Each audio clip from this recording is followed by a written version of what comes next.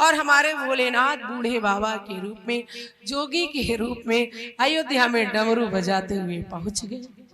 जब राजमहल के दरवाजे पे जाते हैं तो दरवाजे पर जब गए तो भगवान भोलेनाथ को महल में प्रवेश करने का अनुमति प्राप्त हो गया, लेकिन कागभूषुंडी जी को अनुमति नहीं है। कागभूषुंडी जी पीछे पीछे चल रहे हैं और जैसे ही भोलेनाथ महल में प्रवेश करते हैं तो कागभूषुंडी जी परेशान हो गए कि कहीं ऐसा तो नहीं कि हम दर्शन से दुर्लभ हो जाएं, भोलेनाथ तो चले जाएंगे, हम यहीं रह जाएंगे। कागभूषुंडी जी ने कहा, भोलेनाथ देखो आप ऑर्डरदानी हो, ये अवसर मुझे छूट न जाए, इसलिए मुझे संग में लेकर ही चलना, मुझे यहीं छोड़ मत देना दरवाजे के पास। तो भगवान भोलेनाथ एक चतुराई करते हैं और कहते हैं कि देखो भाई, मैं तो वृद्ध हूँ, मैं जोगी हूँ, मेरे आंख से थोड़ा कमजोर दिखाई पड़ता है, और जो लल्ला का हस्तरेखा है तो हस्तरेखा हम कैसे देखेंगे, क्योंकि जो हाथ की रेखाएं हैं वो पतली पतली होंगी। मेरा जो चेला है ये देखेगा जब और ये देख के बताएगा तो मैं फलश्रुति बताऊंगा। जब भोलेनाथ ने चतुराई किया तब कागभूषुंडी जी और भगवान भोलेनाथ दोनों लोग अंदर को प्रवेश करते हैं। जब प्रवेश करते हैं महारानी कौशल्या प्रभु श्री राम को लेकर के गोद में खड़ी है। भगवान शंकर जी ने कहा, मैया तेरे लल्ला के हस्तरेखा को देखूं और देख करके इसके फलश्रुति को बताऊं। महारानी कौशल्या प्रसन्न हो जाती है। कौशल्या जी ने कहा, भोलेनाथ, कौशल्या जी ने कहा, हाँ जोगी बाबा, देखो मेरे लल्ला के हस्तरेखा में क्या है। हर मां के अंदर ये लालसा होती है, जब यहाँ बच्चा पैदा होता है तो कुंडली बनवाती है, और कोई भी पंडित मिल गया, ज्ञानी ज्योतिष मिल गया तो जानने का प्रयास करती है कि हमारे बच्चे के कुंडली में क्या लिखा है, इसका भविष्य क्या है, आगे चल के कैसा होगा।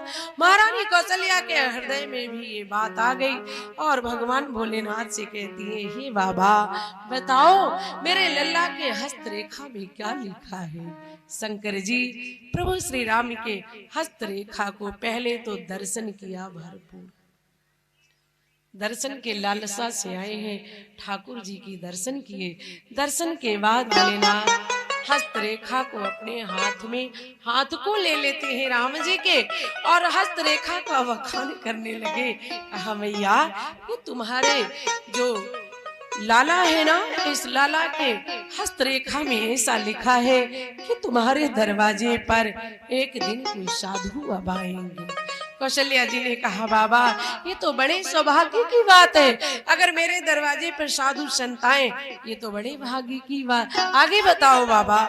तब भोलेनाथ ने कहा कि देखो मैया, ये लल्ला का हस्तरेखा ऐसा बता रहा है कि जब साधु बाबा आपके दरवाजे पे आएंगे तो आपके ये जो 4 पुत्र हैं ना, इनमें से 2 तो उस साधु बाबा के संग में चले जाएंगे और 2 ही आपके पास बचेंगे।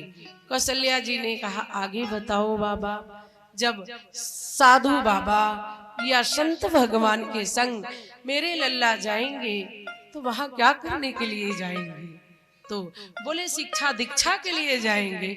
और दूसरी बात, जब साधु बाबा के संग में जब ये तुम्हारे लल्ला जाएंगे तो रास्ते में एक ही बाण प्राण हरि। बोली आगे, बोले दीन जान के ही निज पद दीना।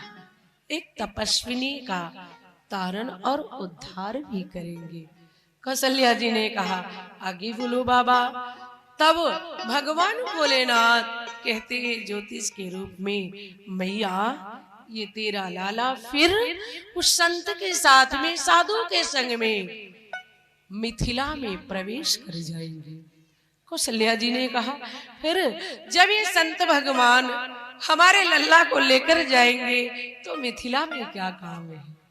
मिथिला में क्या काम है? तो भगवान भोलेनाथ कहते हैं मिथिला में एक शिव जी का विशाल धनुष होगा मैया, और मिथिला में राजा जनक जी महाराज हैं जिनका प्रतिज्ञा होगा कि जो वीर इस धनुष पिनाक को तोड़ेगा उससे उनकी बेटी सीता का विवाह होगा।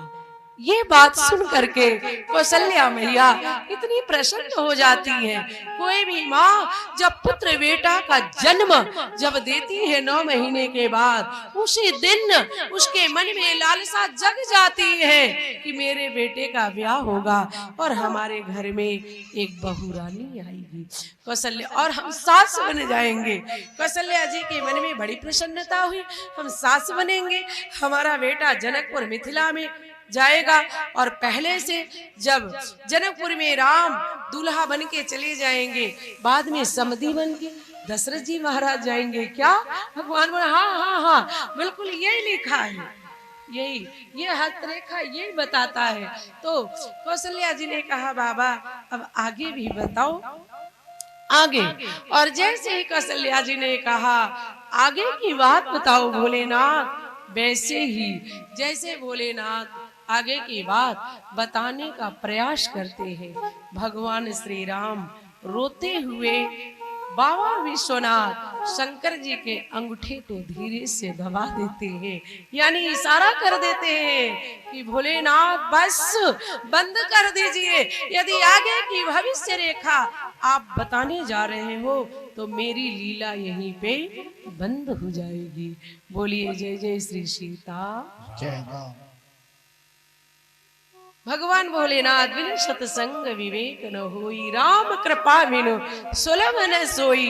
इसी चोरी को, इस रहस्य को, इस गुप्त बात को जब पार्वती जी को कथा सुना रहे हैं तो इसी बात को कहते हैं पार्वती एक गुप्त बात है, मैंने चोरी किया है जो तुमसे इस कथा में मैं बताने जा रहा हूँ।